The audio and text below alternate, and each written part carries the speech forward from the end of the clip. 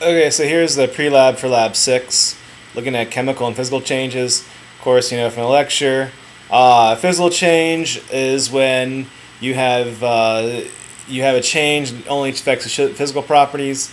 That means something that affects that doesn't change the compound, doesn't involve an exchange of atoms or lack thereof for unreactive stuff. So chemical change is the things that deal with atoms exchanging, chemical reactions happening. So we're going to use the aspirin you had from last lab. That's why I told you not to throw it away. So you're taking, you're going to divide it in half. So you take the aspirin, divide it in half, and then put one in one test tube, P for physical change, other one C for chemical change. Doesn't really matter. I mean, if you don't want to put P and C, you know, just remember which one is which. So add distilled water to the 1P, swirl and mix, and then second one to C, add 1.5 milliliters of sodium bicarbonate. That's baking soda, if you didn't know that. Let it squeeze, swirl and mix, and then just keep on going until everything's dissolved.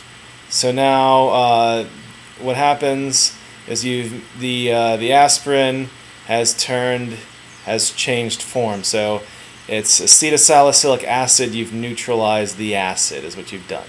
So you formed the sodium aspirin or whatever acetylsalicylate. Sodium acetylsalicylate is what you formed there. So you should see some bubbles.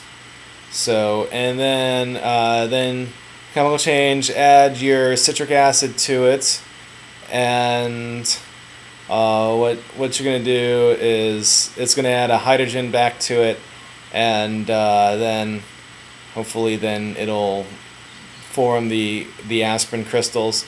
The other thing you can do is you can put it in cold water. So I mean, if you put this stuff in cold water, you're going to get the aspirin to crystallize back out. So the crystallization will happen. So if you're sitting there and nothing's happening, just, you know, throw this in the freezer or put it in an ice bath. You know, same idea. You know, with the champagne in the water bottle, or champagne in the ice bucket. You know, the test tube and the ice bucket. That'll make it go faster. Maybe you want to do this anyways, because that way it'll speed up the reaction, or speed up the crystallization process. So this with physical change, dissolve it, and then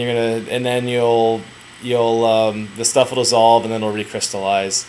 So again, if this is taking forever, you can just stick after you dissolve the stuff in hot water, you can always stick it in an ice bath. It'll make it go faster. I know that it's not on the instructions, but if you want to speed it up a bit. So here are the observations, and again, always just be honest with what goes on. And I want you to take a picture of the after you add the citric acid. So you add the citric acid and then precipitate out the aspirin. That'd be kind of a cool thing to see. So anyways, let me know if you have any questions, and